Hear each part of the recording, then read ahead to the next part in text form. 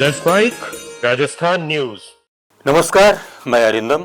आप सुन रहे हैं लेट्स माइक राजस्थान न्यूज। चलिए नजर डालते हैं आज की हेडलाइंस पे। अशोक गहलोत ने गजेंद्र सिंह शेखावत पर कसा तंज, कहा शेखावत को मंत्री पद की चाहत। शेखावत ने गहलोत के बयान पर दिया जवाब, कहा गहलोत खुद को प्रासंगिक बनाने की जद्दोजहद में लगे।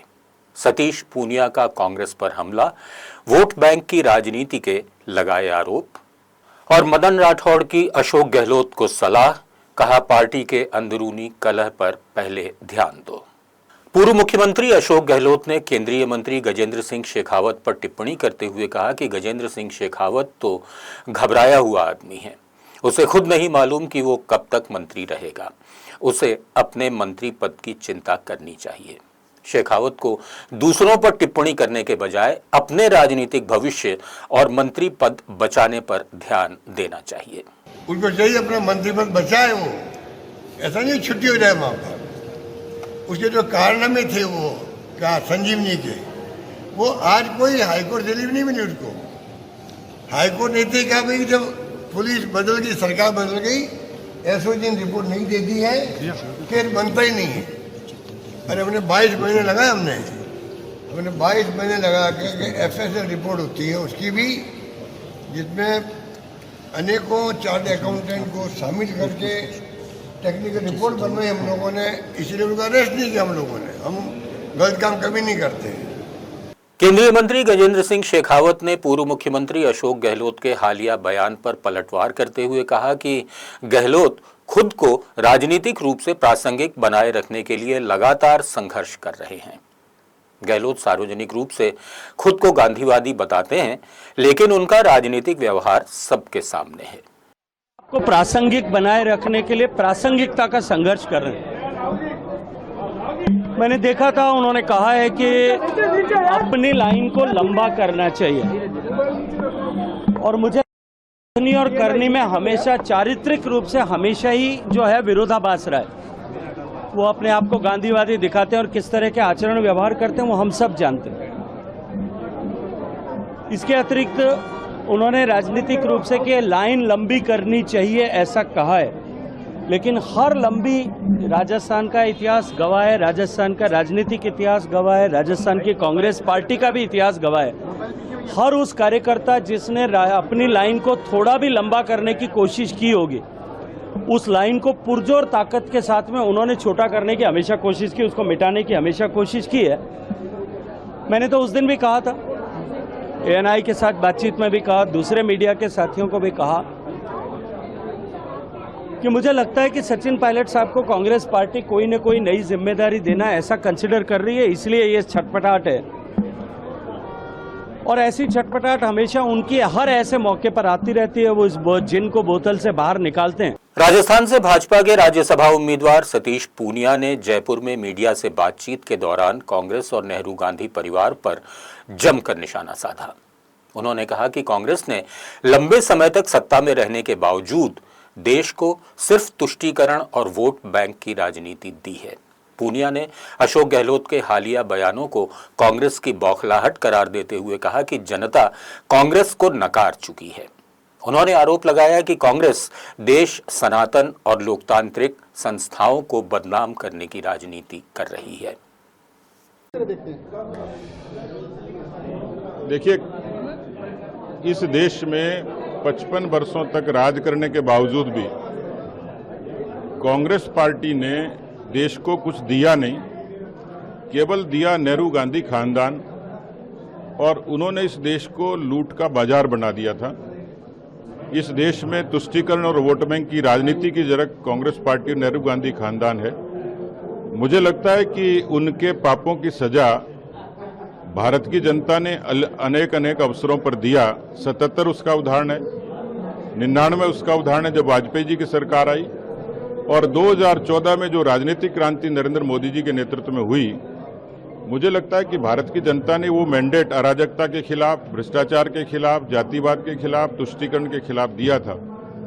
राजस्थान में भी उनको खूब अवसर मिला, लेकिन राजस्थान में कांग्रेस पार्टी कागजों से धरातल पर कभी उतरी नहीं। सरकार ने कभी कोई ऐसा काम नहीं किया जिससे राजस्थान की जनता याद रख सके।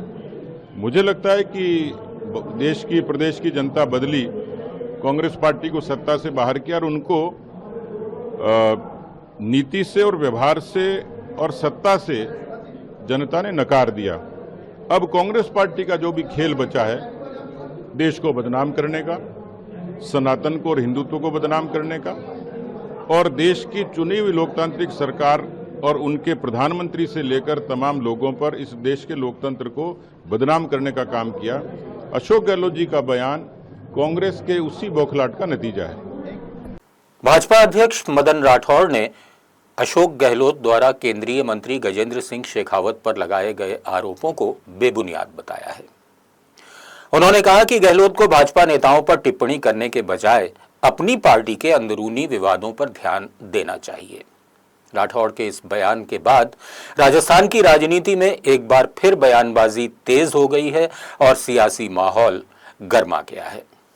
अब वो हमारे मंत्री जी के खिलाफ में अनर्गल बात करते हैं, शेखावत जी के खिलाफ में, तो यदि ऐसी कोई बात होती तो वो मुख्यमंत्री थे ना, उस समय कुछ कर सकते थे, कुछ मिला नहीं, और मतलब जांच भी हुई, उसमें वो निरपराध साबित भी हुए, मतलब किसी भी प्रकार का उन पर आरोप नहीं है। शेखावत साहब पर कोई आरोप नहीं है, शेखावत साहब की जांच होके क्लीन चिट मिल चुकी, तो फिर किस प्रकार की बातें कर रहे हैं, फालतू उनको घसीटने की कोशिश कर रहे हैं। इनकी अंदरूनी लड़ाई, आपस की लड़ाई में हमारे नेता को बीच में घसीटने का कोई औचित्य नहीं है। हनुमानगढ़ जिले के टिब्बी क्षेत्र में इंदिरा गांधी फीडर नहर में डूबे 2 किशोरों के शवों का मेडिकल बोर्ड से पोस्टमार्टम करवाकर परिजनों को सौंप दिया गया। दोनों किशोर हरियाणा के बणी गांव के निवासी थे और नहर में नहाने के दौरान तेज बहाव में बह गए थे। करीब 40 घंटे तक चले सर्च ऑपरेशन के बाद शव बरामद किए गए, जिसके बाद पूरे गांव में शोक की लहर दौड़ गई। दिनांक 4/6/26 को थाना पर सूचना मिली कि इंदिरा गांधी नहर में बणी गांव हरियाणा के 7 लड़के जिनकी उम्र करीब 14-15 साल है नहाने के लिए आए थे, जिनमें 5 नहा के निकल गए और 2 नहर में डूब गए। SHO साहब सराजी लूणा व मेड स्टाफ के मौके पर पहुंचे। गोताखोरों व आपदा प्रबंधन टीम के से उनको तलाश की गई, लाश का कोई पता नहीं चला। आज सुबह दोनों बच्चों की, मनीष और मोहित, दोनों की आज लाश मिली है, जिनकी मृत दर्ज कर वारिसान द्वारा मृत दर्ज करवाई गई है और मेडिकल बोर्ड द्वारा पोस्टमार्टम करवाया जाकर लाश वारिसान के सुपुर्द की गई है। और अभी मृत में IC चौकी सूर्यवाड़ा जांच की जा रही है।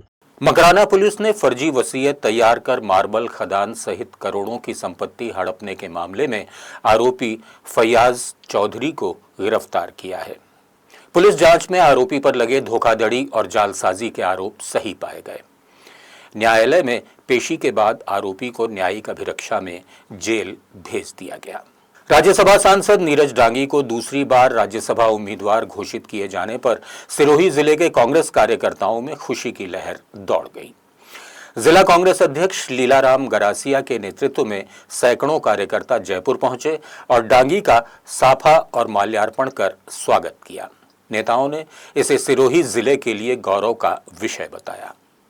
जसवंतपुरा क्षेत्र में प्रकाश भील मारपीट प्रकरण और अजाराम हत्याकांड के आरोपियों की गिरफ्तारी की मांग को लेकर आजाद समाज पार्टी ने जालौर जिला मुख्यालय का घेराव किया। प्रशासन और आंदोलनकारियों के बीच लंबी वार्ता के बाद SIT गठन और जल्द गिरफ्तारी के आश्वासन पर धरना समाप्त कर दिया गया।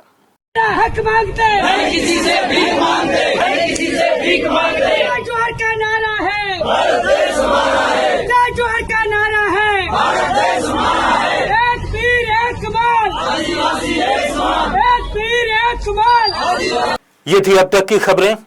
जुड़े रहिए लेट्स माइक के साथ। हमारा ऐप डाउनलोड कीजिए और अपने सुझाव देते रहिए। नमस्कार। आप सुन रहे थे let's mic more than radio. Follow कीजिए हमें हमारे सोशल मीडिया प्लेटफॉर्म्स पर।